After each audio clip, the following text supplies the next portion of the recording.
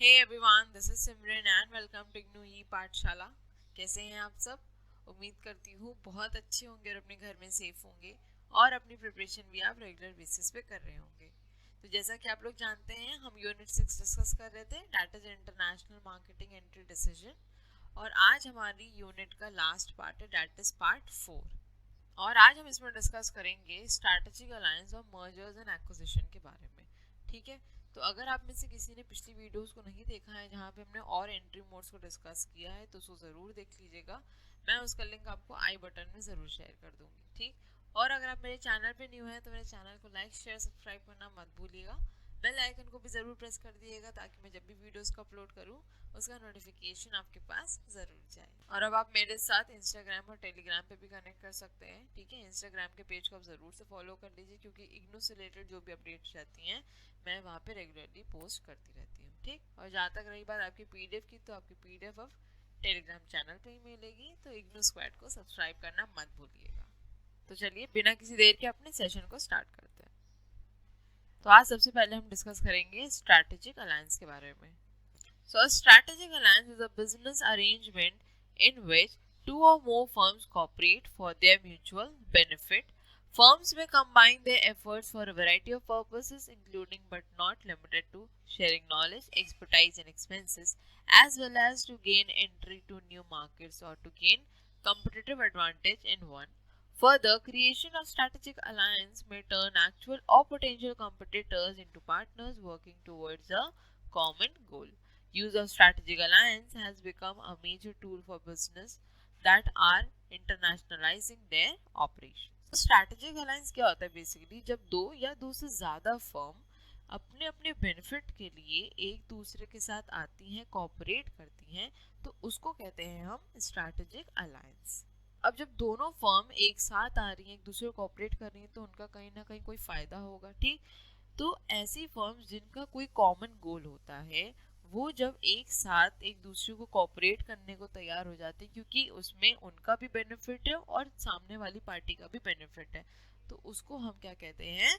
Strategic alliance कहते हैं। ठीक है, अब ये बेनिफिट किसी चीज़ का भी हो सकता है, नॉलेज का भी हो सकता है, किसी चीज़ की एक्सपर्टाइज का भी हो सकता है, या फिर मार्केट में एंट्री लेने का कोई इजी वे भी हो सकता है। ठीक, अब ये स्ट्रैटेजिक अलायंस कभी कभी इसलिए भी बनाया जाता है कि जो आपके मार्केट में ऑलरेडी कॉम्पिटिटर्स रूल कर रहे हैं, ठीक है, उस कंपटीशन को कहीं ना कहीं कट करने के लिए क्या करती हैं कंपनियां? स्ट्रैटेजिक अलायंस बना लेती हैं ताकि वो एक साथ काम कर सके और जो कंपटीशन है वो कहीं ना कहीं खत्म हो जाए।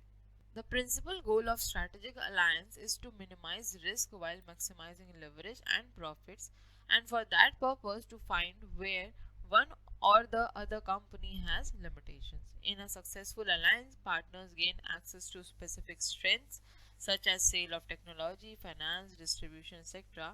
that they do not possess themselves. अब strategic alliance का main goal क्या होता है?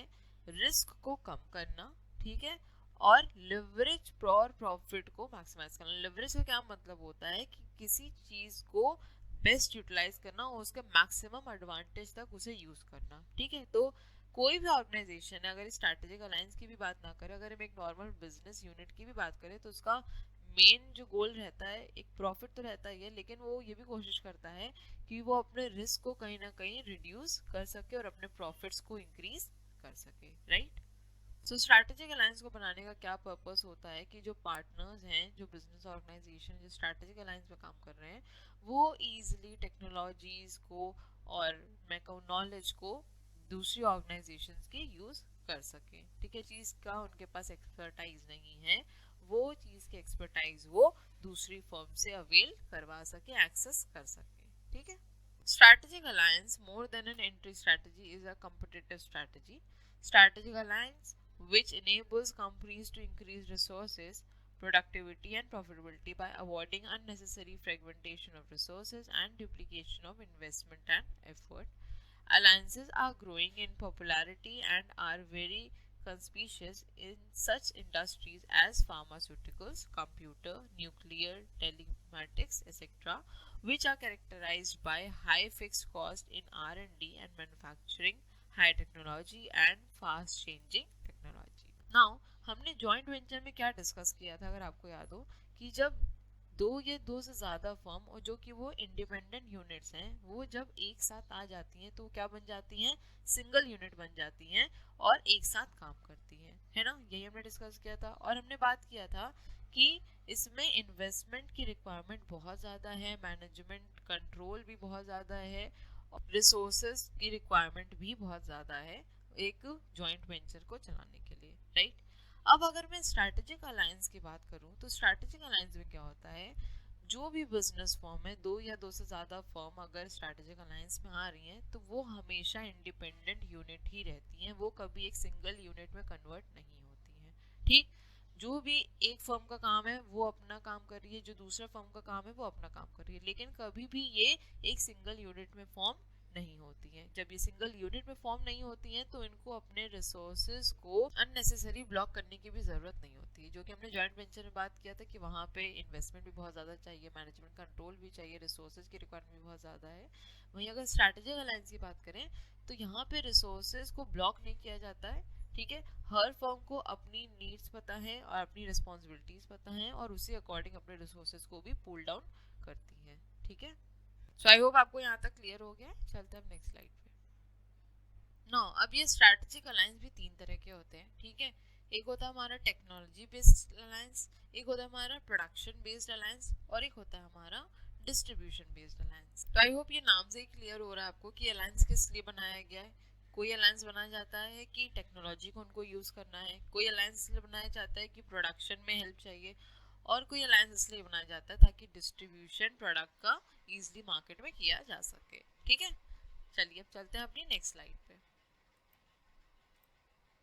स्ट्रैटेजिक अलायंस का एक एग्जांपल देख लेते हैं। Spotify and Uber have partnered to provide stereo control to Uber customers. The ability to enter a hired car welcomed by your favorite playlist provides added value, meaningful competitive advantage, and exclusively for Uber cars. For Spotify, it provides an incentive for the users to upgrade to the premium level and a unique point of difference that iTunes or YouTube don't have. अब अगर हम इस example को consider करें तो Spotify और Uber ने क्या किया कि स्ट्रैटेजिक अलायंस बनाया, ठीक है। अभी स्ट्रैटेजिक अलायंस बनाने की क्या वजह होगी कि अपने कस्टमर्स को सेटिस्फाई कर सकें और उनको अच्छे सर्विसेज प्रोवाइड कर सकें, राइट। लेकिन मैं अगर इंडिविजुअल कंपनी की बात करूँ तो उनको क्या फ़ायदा हुआ। अगर मैं ऊबर की बात करूँ तो आप ऊबर के बारे में जानते हैं, ये ट्रैवलिंग सर्विसेज प्रोवाइड करती है जस्ट लाइक ओला, ठीक। अब ऊबर ने अपनी मार्केट को बढ़ाने के लिए और ज़्यादा से ज़्यादा लोग उनकी कार की सर्विस को अवेल करें, राइड लें, हायर करें उनकी कार, उन्होंने क्या किया, जो पर्सन कार को बुक कर रहा है उसको ये ऑप्शन दिया कि आप अपनी प्लेलिस्ट ऐड कर सकते हैं उस हायर्ड कार में। मतलब कि आप जब भी उस कार के साथ ट्रैवल करेंगे या उस कार में आप ट्रैवल कर रहे हैं तो आप वहाँ पे अपने सॉन्ग की प्लेलिस्ट को चला सकते हैं, ठीक है। अब यहाँ पे उबर ने क्या किया, उसने पर्सन्स के इमोशंस को पकड़ने की कोशिश की, ठीक है। क्योंकि आप सब जानते हैं ये बात कि कभी भी हम लोग अगर कार में ट्रेवल करते हैं या फिर मैं कहूँ कोई भी 3 व्हीलर 4 व्हीलर में भी ट्रेवल करते हैं तो हमको काफ़ी अच्छा लगता है कि एक सॉफ्ट म्यूजिक चलता रहे और काफ़ी सूदिंग भी लगता है, राइट। और हम लोग कभी भी अगर कोई राइड पे भी जाते हैं, अगर ये फैसिलिटी नहीं होती है तो कुछ लोग ऐसे होते हैं जो कैब वाले से कह भी देते हैं कि ये गाना चेंज करके दूसरा सॉन्ग लगा दो, ठीक है। तो उबर ने ये चीज को समझा कि हाँ, पर्सन्स इमोशनली कहीं ना कहीं कनेक्ट होते हैं, अगर हम ये फैसिलिटी देंगे तो हो सकता है हम आगे मार्केट में बढ़ जाएं, ठीक है। अब अगर हम स्पॉटिफाई की बात करें तो स्पॉटिफाई के बारे में आप जानते हैं कि सॉन्ग की प्लेलिस्ट प्रोवाइड करता है, जितने भी सॉन्ग्स होते हैं आप यहाँ पे इजीली सुन सकते हैं। तो इन्होंने भी क्या किया, इनकी भी एक तरह से मार्केट होना शुरू हो गई। हो सकता है बहुत लोग स्पॉटिफाई के नाम से फेमिलियर भी ना हो, ठीक है। तो यहाँ पे इनको भी कहीं ना कहीं एक मार्केट मिल गई, कुछ कस्टमर्स मिल गए, और यहाँ पे ये अपने प्रीमियम लेवल के जो ऑफर्स हैं वो अपने कस्टमर्स को प्रोवाइड करने लग गए। अब वहीं अगर मैं YouTube की बात करूँ या iTunes की बात करूँ, वो इतनी ज़्यादा फैसिलिटी नहीं देते। अब आप YouTube में भी कोई गाना चलाएंगे, सॉन्ग चलाते हैं तो वो वीडियो चलेगा, आपको फ़ोन ऑन रखना पड़ेगा, जो कि Spotify में ये सब नहीं होता है। तो कहीं ना कहीं इन दोनों कंपनीज ने अपना फ़ायदा देखा, एक कॉमन गोल था और इसीलिए इन्होंने एक स्ट्रैटेजिक अलायंस भी बना लिया, ठीक है। आई होप ये एग्जाम्पल समझ में आया होगा। चलते हैं अपनी नेक्स्ट स्लाइड। नेक्स्ट डिस्कस कर लेते हैं हम advantages of strategic alliance. First point है हमारा aligning each partner to concentrate on activities that best match their capabilities. तो ये पॉइंट हमने अभी डिस्कस भी किया था कि जो भी बिजनेस फर्म स्ट्रैटेजिक अलायंस में आती हैं उनकी जो आइडेंटिटी रहती है वो कभी भी लूज नहीं होती है, ठीक है। वो इंडिविजुअल बेसिस पे ही काम करती हैं और जो उनका मेन वर्क है जिस पे वो ज़्यादा कॉन्सेंट्रेट करती हैं, जिसमें उनका एक्सपर्टाइज है, वो उसी में ही आके काम करती हैं, एक सिंगल यूनिट नहीं फॉर्म होती है, ठीक है। नेक्स्ट पॉइंट हमारा learning from partners and developing competence that may be more widely exploited elsewhere. जब दो या दो से ज़्यादा फर्म एक स्ट्रैटेजिक अलायंस में आती हैं तो कहीं ना कहीं अपने पार्टनर से या जो उनके साथ स्ट्रैटेजिक अलायंस में कंपनीज हैं, फर्म्स हैं, उनसे कुछ ना कुछ सीखती हैं और कॉम्पिटेंस क्रिएट करती हैं, उनके अंदर कॉम्पिटेंसी बढ़ती है, ठीक। और इस कॉम्पिटेंसी को क्या करती हैं, कहीं और अप्लाई करती हैं, तो ये फ़ायदा होता है स्ट्रैटेजिक अलायंस का। लास्ट पॉइंट है a strategic alliance could help a company develop a more effective process, expand into a new market or develop an advantage over a competitor।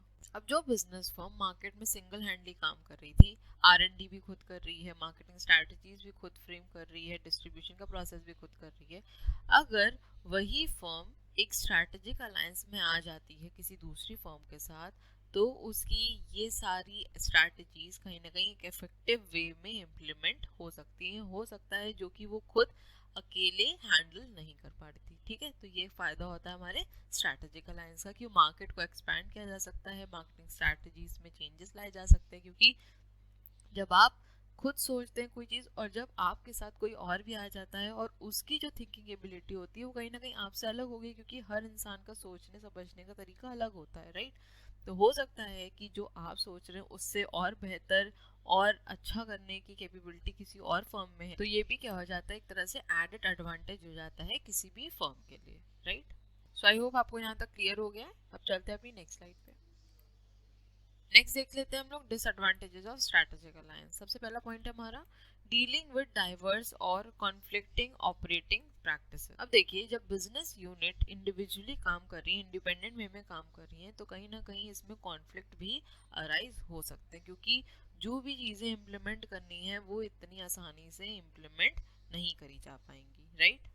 Next point हमारा dealing with conflicting objectives, strategies, corporate values and ethical standards. तो ये point पे अभी हमने discuss भी किया कि conflicting objectives भी हो सकते हैं, ठीक है, उनकी बिजनेस स्ट्रैटेजीज अलग हो सकती हैं, कॉर्पोरेट वैल्यूज डिफरेंट हो सकती हैं, एथिकल स्टैंडर्ड्स बिजनेस के अलग हो सकते हैं। तो इन सब के डाइवर्जेंस की वजह से कहीं ना कहीं कॉन्फ्लिक्ट्स क्रिएट हो सकते हैं, क्योंकि एक सिंगल यूनिट तो फॉर्म होती नहीं है जो दोनों के लिए ही सेम ऑब्जेक्टिव हो, सेम स्ट्रैटेजीज हो, है ना।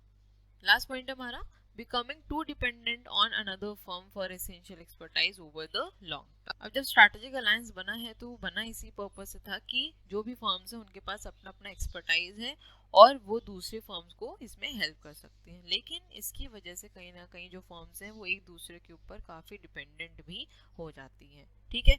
ये चीज़ें शॉर्ट टर्म में तो वर्क करती हैं, लेकिन लॉन्ग टर्म में ये कॉन्फ्लिक्ट भी क्रिएट कर देती हैं और कहीं ना कहीं जो फर्म्स होती हैं वो एक दूसरे की वीकनेस भी जान चुकी होती हैं, तो उनको एक्सप्लॉइट करने की भी कोशिश करती हैं, ठीक है। सो आई होप आपको यहाँ तक क्लियर हो गया होगा। चलते हैं नेक्स्ट स्लाइड पे। नाउ नेक्स्ट डिस्कस करते हैं हम लोग मर्जर्स एंड एक्विजिशन के बारे में।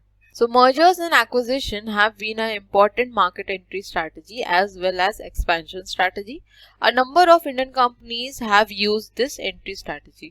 In the case of merger, the international business firms absorbs one or more enterprises abroad by purchasing assets and taking over liabilities of those enterprises on the payment of an agreed amount. Similarly, the international business firm may also take over the management of an existing company abroad by taking the controlling stake in the equity of that company at a predetermined price. This is called as acquisition. तो mergers and acquisition के बारे में आपने पहले भी पढ़ा होगा, लेकिन इसका डिफरेंस हो जानना बहुत ज़रूरी है, क्योंकि मैक्सिमम नंबर ऑफ पीपल इसी चीज़ में कंफ्यूज हो जाते हैं कि मर्जर क्या होता है और एक्विजिशन क्या होता है, ठीक है। तो पहले समझ लेते हैं कि मर्जर क्या होता है। देखिए, जब दो या दो से ज़्यादा फर्म साइज में, स्केल ऑफ ऑपरेशंस में कस्टमर सेगमेंट में अगर सेम होती हैं तो वो क्या करती हैं, अमलगमेट कर लेती हैं एक अग्रीमेंट के तहत और वो मर्ज होके कोई तीसरी कंपनी को फॉर्म कर लेती हैं। ठीक है, तो इसका ये मतलब होता है कि जो दो फर्म्स ने अमलगमेट किया, मर्जर किया, वो कोई एक न्यू एंटिटी को फॉर्म करती हैं।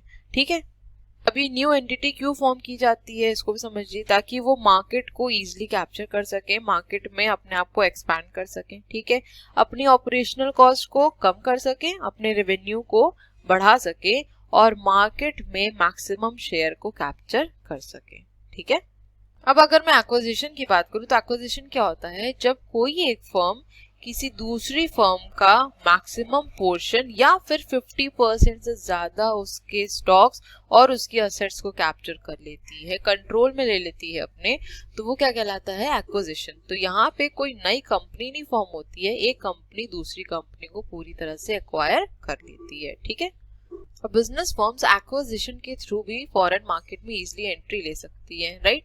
क्योंकि देखिए अभी हमने ये डिस्कस किया ना कि जब कोई एक बिजनेस फर्म ने 50% से ज्यादा स्टेक किसी फर्म का खरीद लिया तो वो उसका पूरा कंट्रोल उसके पास चला गया। जब पूरा कंट्रोल उसके पास चला गया तो उसके जो रिसोर्सेस, उसकी टेक्नोलॉजी, उसकी R&D सब कुछ एक बिजनेस फर्म ने कहीं ना कहीं खरीद ली। जब ये सब कुछ बिजनेस फर्म के पास आ गया तो वो उस मार्केट को इजिली कैप्चर भी कर सकता है क्योंकि उसके पास सारे रिसोर्सेज अब अवेलेबल हैं। ठीक है, another important objective of mergers and acquisition is to obtain access to new technology or a patent right. M&A also has the advantage of reducing the competition. M&A may also give rise to some problems which arise mostly because of the deficiencies of the evaluation of case of acquisition. Sometimes the cost of acquisition may be unrealistically high. Further, when an enterprise is taken over, all its problems are also acquired with it. The success of enterprise will naturally depend on the success in solving the problems. अब mergers and acquisition का main objective क्या होता है, किसी नई technology को access करना और अपने कहीं ना कहीं कंपटीशन को भी रिड्यूस करना। क्योंकि कई बार फर्म्स ऐसा करती हैं कि अपने सेम प्रोडक्ट लाइन वाले को या अपने कॉम्पिटिटर को ही मर्ज कर लेती हैं या उनको पूरी तरह से एक्वायर कर लेती हैं ताकि वो अपने कॉम्पिटिशन को रिड्यूस कर सके। ठीक है, लेकिन मर्जर एंड एक्विजिशन के अगर कुछ एडवांटेजेस हैं तो उसके कुछ डिसएडवांटेजेस भी हैं। अगर हम एक्विजिशन की बात करें तो किसी फर्म को अक्वायर करने में कॉस्ट कभी ज्यादा भी आ सकती है। ठीक है, नेक्स्ट अगर मैं बात करूं तो एक्विजिशन जब किसी फर्म का किया गया, किसी फर्म को अक्वायर किया गया तो उसके साथ उसकी फर्म की जो भी प्रॉब्लम्स थी वो भी कहीं ना कहीं हमने अक्वायर कर ली। ठीक है, क्योंकि ऐसा तो है नहीं कि अगर हमने कोई स्टेक लिया या फिर उस फर्म को अक्वायर किया तो सिर्फ उसकी असेट्स मिल जाएंगी और उसकी सिर्फ टेक्नोलॉजी मिल जाएगी, उसके सिर्फ रिसोर्सेज मिल जाएंगे, ऐसा नहीं होता है, राइट। उसकी जो प्रॉब्लम्स हैं वो भी हमने क्या करी, अक्वायर कर ली। और इस चीज से डील करना किसी भी बिजनेस फर्म के लिए बहुत प्रॉब्लमेटिक होगा, राइट। सो आई होप आपको यहाँ तक समझ में आ गया। चलते हैं नेक्स्ट स्लाइड पे। अब देखिए यहाँ पे मैंने बहुत प्यारा सा डायग्राम आप लोगों के लिए ढूंढ के निकाला है मर्जर्स एंड एक्विजिशन को समझाने के लिए, क्योंकि मुझे लगता है कि हम विजुअल प्रेजेंटेशन से ज्यादा अच्छे से समझ सकते हैं इन कंपैरिजन टू जो बोल के समझाया जाए। ठीक है, अब आपको इससे देख के समझ में आ रहा होगा कि मर्जर क्या होता है और एक्विजिशन क्या होता है। इसको दिमाग में बैठा लीजिएगा, आप इजिली पेपर में लिख पाएंगे फिर। ठीक, चलिए चलते हैं नेक्स्ट स्लाइड। अब अगर मैं मर्जर एंड एक्विजिशन एग्जांपल की बात करूं तो आपको हीरो होंडा के बारे में पता ही होगा कि ये पहले हीरो साइकिल्स था। ठीक, हीरो साइकिल्स ने मर्ज किया होंडा के साथ और ये बन गया हीरो होंडा। अभी करेंटली अभी मर्जर एंड एक्विजिशन हमने सबने देखा है जो बैंक्स का हुआ है, तो ये भी एक बहुत बड़ा एग्जाम्पल हमारा मर्जर्स एंड एक्विजिशन का। ठीक है, तो इसमें आई होप कुछ समझाने की जरूरत नहीं है, आपको समझ में आ गया होगा। चलते हैं नेक्स्ट स्लाइड। देख लेते हैं advantages of mergers and acquisition. सबसे पहला पॉइंट हमारा economies of scale which reduces unit cost. अब देखिए इकोनॉमीज ऑफ स्केल का क्या मतलब होता है कि जब प्रोडक्शन लार्ज बेसिस पे किया जाए तो उस टाइम पे जो यूनिट कॉस्ट आती है, पर यूनिट कॉस्ट आती है, वो क्या आती है, कम आती है, राइट। तो मर्जर्स एंड एक्विजिशन का ये एक फायदा होता है कि जब बिजनेस ऑर्गेनाइजेशन मर्जर या एक्विजिशन में आ जाते हैं तो उनकी जो कॉस्ट है वो रिड्यूस हो जाती है। क्यों? क्योंकि जो प्रोडक्शन है वो हाई लेवल पे होना शुरू हो जाता है, प्रोडक्शन जो है लार्ज बेसिस पे किया जाने लग जाता है। ठीक है, नेक्स्ट पॉइंट है reduce competition if a rival is taken over. अब इस पॉइंट को मेरे ख्याल से समझाने की जरूरत नहीं है, ये मैंने ऑलरेडी आपको एक्सप्लेन किया था। नेक्स्ट पॉइंट है new skills and specialist departments are added to the business. Business firm merger में आ जाती है या कोई बिजनेस फर्म को अक्वायर कर लिया जाता है तो उसकी जो स्किल्स हैं, उसकी जो एक्सपर्टाइज है, वो भी कहीं ना कहीं बिजनेस के पास आ जाती है, राइट। लास्ट पॉइंट है it is easier to raise money for large business. अब जब बिजनेस फर्म्स मर्ज हो गई या बिजनेस फर्म को अक्वायर कर लिया गया है तो जो फर्म्स हैं वो बड़ी भी बन गई तो वो इजिली मार्केट में एक्सपैंड भी कर सकती है और मनी को रेज भी कर सकती है ना। तो आई होप ये एडवांटेजेस समझ में आ गए। चलते हैं नेक्स्ट स्लाइड पे। नेक्स्ट देख लेते हैं हम लोग disadvantages of mergers and acquisition. ठीक, सबसे पहला पॉइंट हमारा clashes out culture between different types of business can occur. देखिए हम बात कर रहे हैं यहाँ पे फॉरेन मार्केट की, ठीक है। तो अगर फॉरेन मार्केट में कोई भी मर्जर होता है या कोई भी एक्विजिशन होता है तो कल्चरल डिफरेंसेस आ सकते हैं और ये कल्चरल डिफरेंसेस कहीं ना कहीं एक हर्डल भी बन सकते हैं, राइट। नेक्स्ट पॉइंट हमारा may be a conflict of objectives between different business. तो अगर कल्चरल डिफरेंसेस हो सकते हैं तो ऑब्जेक्टिव में भी कॉन्फ्लिक्ट हो सकता है, बिजनेस स्ट्रैटेजीज में भी डिफरेंस हो सकता है, एथिकल स्टैंडर्ड्स में भी डिफरेंस आ सकता है, ठीक। तो कोई भी मर्जर एंड एक्विजिशन हो रहा है, अगर हम फॉरेन मार्केट की बात करें तो किसी और फर्म को या तो अक्वायर किया जा रहा है या मर्ज किया जा रहा है, ठीक है। तो उसके कल्चर अलग होंगे, वहाँ के लोगों की नीड्स और डिजायर्स भी अलग होंगी, जो ऑर्गेनाइजेशन उसके अपने ऑब्जेक्टिव्स होंगे, उसकी अपनी अलग स्ट्रैटेजीज होंगी, ठीक है। तो ये कहीं ना कहीं चीजें कॉन्फ्लिक्ट क्रिएट कर देती है, ठीक। नेक्स्ट पॉइंट हमारा risk of inefficiencies if firm becomes too large for effective management. अब मर्जर एंड एक्विजिशन के बाद बिजनेस फर्म तो बहुत बड़ी बन गई, लेकिन इस बिजनेस फर्म की एफिशिएंसी भी मैटर करती है। सिर्फ बिजनेस यूनिट बड़ी होना मैटर नहीं करता है, वो कितनी ज्यादा एफिशिएंट है और कितने इफेक्टिवली अपने काम कर पा रही है या अपने काम को इम्प्लीमेंट कर पा रही है, ये भी मैटर करता है। लास्ट पॉइंट हमारा diseconomies of scale if business becomes too large which leads to higher unit cost. तो अभी हमने एडवांटेज बात करी थी कि जब मर्जर एंड एक्विजिशन होता है तो कहीं ना कहीं इकोनॉमीज ऑफ स्केल की सिचुएशन आ जाती है, क्योंकि बिजनेस यूनिट जब लार्ज लेवल पे प्रोडक्शन करती हैं तो उनकी पर यूनिट कॉस्ट कम हो जाती है। लेकिन अगर बिजनेस फर्म बड़ी हो गई और वो इनएफिशिएंट है अपने प्रोडक्शन को लेके या इनएफिशिएंट है अपने मैनेजमेंट को लेके, तो कहीं ना कहीं डिसइकोनॉमीज ऑफ स्केल की सिचुएशन भी आ सकती है, क्योंकि बिजनेस फर्म बहुत ज्यादा बड़ी हो गई है, वो इफेक्टिवली अपना काम नहीं कर पा रही है, तो उसकी पर यूनिट कॉस्ट भी बढ़ जाएगी, ठीक है। तो आपने देखा ना, एक चीज एडवांटेज होने के बाद भी कभी कभी वही चीज हमारे लिए डिसएडवांटेज भी बन सकती है, राइट। सो आई होप यहाँ तक समझ में आ गया। चलते हैं नेक्स्ट स्लाइड। अब देख लेते हैं हम एंट्री स्ट्रैटेजी एनालिसिस। अब कोई भी बिजनेस फर्म अगर फॉरेन मार्केट में एंट्री लेना चाहती है तो उसको ये 5 फैक्टर्स को पहले कंसिडर करना होगा। ये देखना होगा कि ये 5 फैक्टर्स कैसे उसके बिजनेस को अफेक्ट कर सकते हैं और उस अकॉर्डिंग उसे एंट्री मोड्स को डिसाइड करना होगा, ठीक है। सबसे पहला पॉइंट है हमारा एक्सपेक्टेड सेल्स। अब कोई भी बिजनेस फर्म है तो वो प्रॉफिट मोटिव के लिए काम करती है, राइट। रेवेन्यू को जनरेट करने के लिए काम करती है, अपनी सेल्स को बढ़ाने के लिए काम करती है, ठीक है। तो सबसे पहला फैक्टर जो उसको कंसिडर करना चाहिए वो है एक्सपेक्टेड सेल्स, कि वो एक पर्टिकुलर मार्केट से कितनी सेल्स को जनरेट कर सकती है या फिर एक मार्केट उसको कितना सेल्स दे सकती है, ठीक है। So collecting of data relating to sales is the cornerstone of every entry strategy. Sales depend on the company's market share and the total potential size of the market.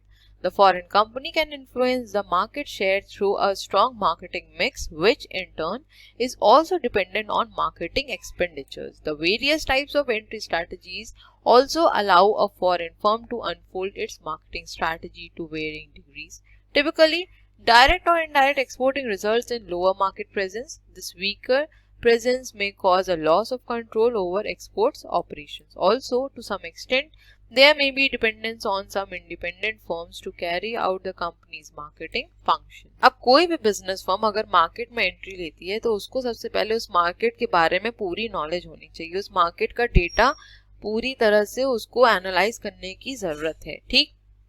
अब ये sales किस पर depend करती है? सबसे पहले depend करती है कंपनी के मार्केट शेयर पे और उस पर्टिकुलर मार्केट के साइज पे, कि वो मार्केट में कितना पोटेंशियल है कि वो सेल्स को जनरेट करवा सकता है, ठीक है। अब ये मार्केट पोटेंशियल या फिर मार्केट शेयर डिपेंड करता है मार्केटिंग मिक्स की स्ट्रैटेजीज पे। अब अगर बिजनेस फर्म अपनी मार्केटिंग मिक्स स्ट्रैटेजीज में ज्यादा इन्वेस्टमेंट करती है, ज्यादा ध्यान देती है, तो कहीं ना कहीं वो अच्छा मार्केट शेयर कैप्चर कर सकती है। लेकिन अगर वो मार्केटिंग मिक्स में इतना ज्यादा एम्फेसिस नहीं देती है तो कहीं ना कहीं वो मार्केट में इतना इजीली स्टैंड नहीं कर पाएगी। ठीक है, ये डिपेंड करता है कि कंपनी कितना एक्सपेंडिचर करने को तैयार है। अगर कंपनी ज्यादा एक्सपेंडिचर करने को तैयार है तो वो अपने मार्केटिंग मिक्स स्ट्रैटेजीज को बहुत अच्छे से अडेप्ट भी कर पाएगी और इम्प्लीमेंट भी कर पाएगी। लेकिन अगर वो इतना ज्यादा एक्सपेंडिचर करने को तैयार नहीं है तो उसकी मार्केटिंग मिक्स की स्ट्रैटेजी भी इतनी अच्छी नहीं फॉर्म होगी और मार्केट में शेयर भी कैप्चर नहीं कर पाएगी। ठीक है, अब नेक्स्ट सेल्स इस पे भी डिपेंड करती है कि बिजनेस फर्म की मार्केट में प्रेजेंस कैसी है। ठीक है, जैसे अगर मैं एक्सपोर्टिंग की बात करूं तो बिजनेस फर्म एक्सपोर्टिंग में क्या करती है, सिर्फ अपने प्रोडक्ट्स जो उसने लार्ज अमाउंट में बनाए होते हैं और जो बच जाते हैं वो क्या करती है, दूसरी कंट्री में एक्सपोर्ट कर देती है। तो यहाँ पे हम क्या देख रहे हैं कि मार्केट में प्रेजेंस इतनी ज्यादा ऑर्गेनाइजेशन की नहीं है, तो उसकी सेल्स पर भी इस चीज का इफेक्ट आएगा कि नहीं आएगा, आएगा, राइट। अब अगर कोई और मैं एंट्री मोड की बात करूं, लेट्स से स्ट्रैटेजिक अलायंस की बात कर लें, फ्रेंचाइजिंग की बात कर लें, तो इनकी प्रेजेंस ज्यादा हुई ना इन कंपैरिजन टू एक्सपोर्टिंग, तो कहीं ना कहीं ये मार्केट को कैप्चर भी कर सकती हैं और अपनी सेल्स को बढ़ा भी सकती हैं। ठीक है, नेक्स्ट फैक्टर है हमारा cost. There are costs associated with international marketing. A firm should determine expected cost of its operations in a foreign country. So costs include both manufacturing and general administration cost.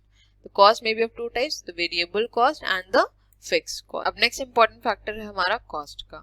अब ये हम जानते हैं कि कोई भी बिजनेस फर्म हो, कोई एक छोटी बिजनेस यूनिट भी हो, तो उसको अपनी कॉस्ट को मैनेज करने की जरूरत होती है। ठीक है, उसको ये डिसाइड करना पड़ता है कि वो किस तरह अपने बिजनेस को चलाएगी, क्योंकि बिजनेस को चलाने के लिए कॉस्ट एक इम्पॉर्टेंट रोल प्ले करती है। अब ये कॉस्ट दो तरह की होती है, एक होती है हमारी वेरिएबल कॉस्ट और एक होती है हमारी फिक्स कॉस्ट। अब आपने वेरिएबल कॉस्ट और फिक्स कॉस्ट के बारे में पहले भी पढ़ा होगा, राइट, लेकिन हम यहाँ पे डिस्कस कर लेते हैं। देखिए, वेरिएबल कॉस्ट क्या होती है, ऐसी कॉस्ट जो कि लेवल ऑफ आउटपुट के बेसिस पे वेरी करती है, जैसा आउटपुट होता है वैसी वेरिएबल कॉस्ट भी होती है। ठीक, लेकिन अगर मैं फिक्स कॉस्ट की बात करूं तो ये हमेशा कांस्टेंट रहती है। जैसा कि नाम से ही समझ में आ रहा है, फिक्स कॉस्ट मतलब कांस्टेंट है। ठीक है, चाहे प्रोडक्शन हो चाहे ना हो, ये कॉस्ट आएगी ही आएगी। फॉर एग्जाम्पल, लेट्स से कि आप एक मशीनरी यूज कर रहे हैं, अब आप प्रोडक्शन करें और चाहे ना करें, आपको उसकी कॉस्ट बियर करनी पड़ेगी, क्योंकि वो मशीनरी आपने लगाई है तो वो डेप्रिशिएट भी होगी, तो आपको उसके लिए खर्चा भी निकालना पड़ेगा। तो ये होती है हमारी फिक्स कॉस्ट। ठीक, अब वेरिएबल कॉस्ट क्या होती है, वैरी करती है, जैसे जैसे हमारा आउटपुट बढ़ेगा घटेगा उस हिसाब से हमारी कॉस्ट भी वैरी करेगी। ठीक है, अब यहाँ पे एक पॉइंट ध्यान रखने की जरूरत है, वो ये है कि जो फिक्स कॉस्ट है वो कभी भी आपकी जीरो नहीं हो सकती है। ठीक है, भले आप यहाँ पे प्रोडक्शन करें चाहे ना करें, आपकी फिक्स कॉस्ट कभी भी जीरो नहीं होगी। लेकिन वहीं अगर वेरिएबल कॉस्ट की बात करें तो ये आउटपुट पर डिपेंड करती है, तो अगर आउटपुट भी नहीं है और प्रोडक्शन नहीं हो रहा है तो उसपे जो वेरिएबल कॉस्ट है वो भी नहीं आएगी। ठीक है, अगर प्रोडक्शन जीरो है तो वेरिएबल कॉस्ट भी जीरो होगी, लेकिन फिक्स कॉस्ट कभी भी जीरो नहीं हो सकती है। ठीक है, तो इस कॉस्ट को भी एनालाइज करने की जरूरत है कि बिजनेस ऑर्गेनाइजेशन कितना खर्चा करना चाहती है और किस लेवल तक, और उसी के अकॉर्डिंग वो अपने एंट्री मोड्स को भी चूज कर सकती है। ठीक है, तो यहाँ पे बिजनेस फर्म को अपनी कॉस्ट को एस्टिमेट और फोरकास्ट करने की जरूरत है। ठीक है, क्योंकि अगर कोई भी मार्केट में बिजनेस फर्म एंटर करती है तो उसको ये पहले एनालाइज करने की जरूरत पड़ेगी कि कितनी कॉस्ट उसको आएगी या फिर वो कितनी कॉस्ट बियर करने को तैयार है। ठीक, अगर वो इस चीज को फोरकास्ट कर लेती है, ठीक है, तो उसके लिए हमेशा ये फ्रूटफुल रहेगा। लेकिन अगर वो विजन नहीं है बिजनेस ऑर्गेनाइजेशन के पास कि वो अपनी फ्यूचर कॉस्ट को फोरकास्ट कर सके या समझ सके कि आगे उसको कितना ज्यादा खर्चे करने पड़ेंगे, तो वो मार्केट में कभी भी ज्यादा दिन तक टिक नहीं पाएगी। ठीक है, चलते हैं अपनी नेक्स्ट स्लाइड पे। नेक्स्ट इंपॉर्टेंट फैक्टर है हमारा assets. The level of assets deployed greatly influence the profitability of each of the entry strategy. The assets may consist of any investment made in conjunction with the entry into the new market.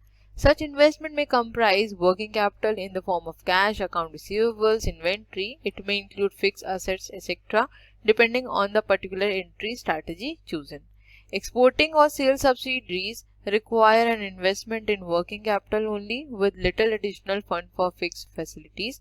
Local assembly और production demands substantial investment. Next important factor है हमारा assets. देखिए business organisation कितनी ज़्यादा assets को involve करती हैं अपने बिजनेस में, इसका काफ़ी ज़्यादा इफेक्ट पड़ता है. ठीक है, पूरा इन्फ्लुएंस इसका प्रॉफिटेबिलिटी पे दिखता है कि जितनी ज़्यादा असेट्स को उन्होंने डिप्लॉय कर रखा होगा उतना ज़्यादा प्रॉफिटेबल ये हो सकता है बिजनेस ऑर्गेनाइजेशन के लिए. ठीक है, अब कुछ असेट्स ऐसी होती हैं जो कि हमको डेली यूज के लिए चाहिए. ठीक है, जैसे वर्किंग कैपिटल हो गई हमारी, ये किस लिए होती है? डे टू डे पर्पस के बिजनेस ट्रांजैक्शंस को करने के लिए. जैसे हमारा कैश हो गया, अकाउंट रिसीवेबल्स हो गया, इन्वेंट्री है, स्टॉक है. ठीक, और कुछ ऐसी असेट्स होती हैं जो फिक्स इन नेचर होती हैं. ठीक है, तो इन दोनों का प्रॉपर अरेंजमेंट करना भी जरूरी होता है. अब अगर मैं एक्सपोर्टिंग की बात करूं तो इसमें आपको वर्किंग कैपिटल की रिक्वायरमेंट ज्यादा होगी, क्योंकि जब हम एक्सपोर्ट कर रहे हैं कोई प्रोडक्ट को फॉरेन मार्केट में तो हमें डे टू डे एक्सपेंसेस को भी बियर करना पड़ेगा. राइट, तो यहाँ पे हमें क्या हुआ, वर्किंग कैपिटल की रिक्वायरमेंट ज्यादा हुई. तो इस चीज को थोड़ा एनालाइज करने की जरूरत है कि हम जिस एंट्री मोड के थ्रू जा रहे हैं मार्केट में, फॉरेन मार्केट को एक्सप्लोर करना चाह रहे हैं, वहां पे हमें किस तरह के एसेट्स को डिप्लॉय करने की जरूरत पड़ेगी. वर्किंग कैपिटल को ज्यादा डिप्लॉय करने की जरूरत पड़ेगी या फिक्स एसेट्स को. ठीक है, नेक्स्ट पॉइंट है हमारा profitability. Conceptually, a company should maximize the future stream of earning discounted at the cost of capital. Some companies may prefer return on investment as a more appropriate measure of profitability. In either case, profitability is dependent on the level of assets, cost, and sales. Several exogenous risk factors influence profitability and therefore must be included in the analysis. अब next important factor है हमारा profitability. अब कोई भी business organization है वो किस लिए काम करता है? प्रॉफिट मोटिव के लिए काम करता है. ठीक है, तो वो ये चाहती है, कोई भी कंपनी हो वो यही चाहेगी कि उसका रिटर्न ऑन इन्वेस्टमेंट ज्यादा हो, उसकी कॉस्ट कम लगे और उसका जो रिटर्न ऑन इन्वेस्टमेंट है वो ज्यादा हो. ठीक है, अब ये प्रॉफिटेबिलिटी भी कहीं ना कहीं कुछ फैक्टर्स पे डिपेंड करती है. ठीक है, कि किस लेवल की असेट्स को डिप्लॉय किया गया है, कितनी ज्यादा कॉस्ट को बियर किया गया है और कितनी ज्यादा सेल्स जनरेट हो पाई हैं. ठीक, अब अगर कॉस्ट कम लगी है और सेल्स ज्यादा जनरेट हुई है तो इसका मतलब रिटर्न ऑन इन्वेस्टमेंट भी ज्यादा होगा. जब रिटर्न ऑन इन्वेस्टमेंट ज्यादा होगा तो कंपनी प्रॉफिट की तरफ जाएगी. राइट, नेक्स्ट, अब कुछ ऐसे एक्सोजेनस रिस्क फैक्टर्स होते हैं जो मार्केट में रहते हैं. अब एक्सोजेनस रिस्क फैक्टर से क्या मतलब हुआ कि वो फैक्टर्स जो कि एक्सटर्नल इन नेचर, मतलब बिजनेस ऑर्गेनाइजेशन के अंदर नहीं है लेकिन एक्सटर्नल मार्केट की वजह से या एक्सटर्नल मार्केट में कोई रिस्क फैक्टर्स की वजह से प्रॉफिटेबिलिटी पे भी कोई इन्फ्लुएंस आ सकता है. ठीक है, तो इस चीज को भी एनालाइज करने की जरूरत है. ओके, लास्ट पॉइंट है इसका risk factor. So each country hosting a foreign subsidiary may take action of a political, economic or regulatory nature that can completely devastate any carefully drawn up business plan. Political turmoil in many parts of the world have greatly affected business and investment conditions. अब last है हमारा risk factor. देखिए कोई भी business organisation अगर वो foreign market को explore करता है तो कई सारे रिस्क हैं जो इन्वॉल्व होते हैं. ठीक है, एक डोमेस्टिक मार्केट में काम करना और एक फॉरेन मार्केट में काम करना काफी डिफरेंस होता है, क्योंकि हम डोमेस्टिक मार्केट की सारी कंडीशंस से भली भांति वाकिफ होते हैं. ठीक है, चाहे वो एनवायरमेंटल कंडीशंस हो, चाहे पॉलिटिकल कंडीशंस हो, चाहे लीगल कंडीशंस हो, चाहे कल्चरल कंडीशंस हो, कोई भी हो. लेकिन जब फॉरेन मार्केट में एंटर करता है कोई भी बिजनेस तो उसको इन सब चीज को भी कंसिडर करने की जरूरत होती है. ठीक है, क्योंकि वहाँ पे पॉलिटिकल रिस्क भी इन्वॉल्व हो सकते हैं. ये हो सकता है उस कंट्री की इकोनॉमिक कंडीशन इतनी ज्यादा अच्छी ना हो, तो इन सब फैक्टर्स को भी कंसिडर करना पड़ता है. ठीक है, अब अगर कोई कंट्री पॉलिटिकली स्टेबल नहीं है तो आप वहाँ पे बिजनेस इजिली परफॉर्म नहीं कर सकते हैं. राइट, तो ये एक बहुत बड़ा रिस्क हो सकता है. नेक्स्ट बात करें तो changes in economic system also add to uncertainties and are reflected in currency changes और diverging economic trends, manufacturing costs are particularly sensitive to such change. अब अगर उस पर्टिकुलर कंट्री के इकोनॉमिक कंडीशंस में कुछ चेंजेस आ गए, हो सकता है करेंसी में फ्लक्चुएशन होना शुरू हो गया. ठीक है, वहाँ पे जो इकोनॉमिक ट्रेंड्स है वो चेंज हो गए, तो इन सब की वजह से जो बिजनेस के ऊपर है वो काफी बुरा अफेक्ट आता है. ठीक है, उनकी मैन्युफैक्चरिंग कॉस्ट हो सकता है बढ़ सकती है, उनका मार्केट शेयर हो सकता है लूज हो सकता है, और ये सब की वजह से बिजनेस फर्म बहुत तेजी से अफेक्ट हो जाती है. ठीक, सो आई होप आपको यहाँ तक समझ में आ गया. चलते हैं अपनी नेक्स्ट स्लाइड पे।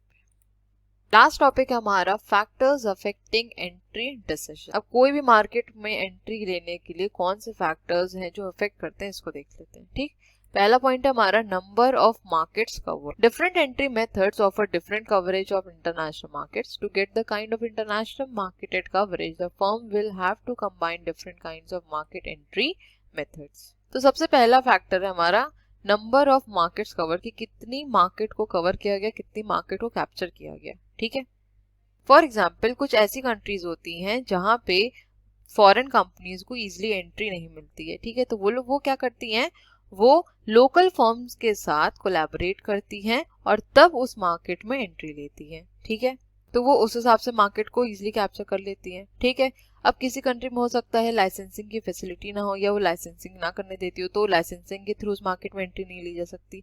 तो बिजनेस फर्म को ये पहले डिसाइड करना पड़ेगा कि वो किस एंट्री मोड के थ्रू एंट्री लेना चाहती है मार्केट में।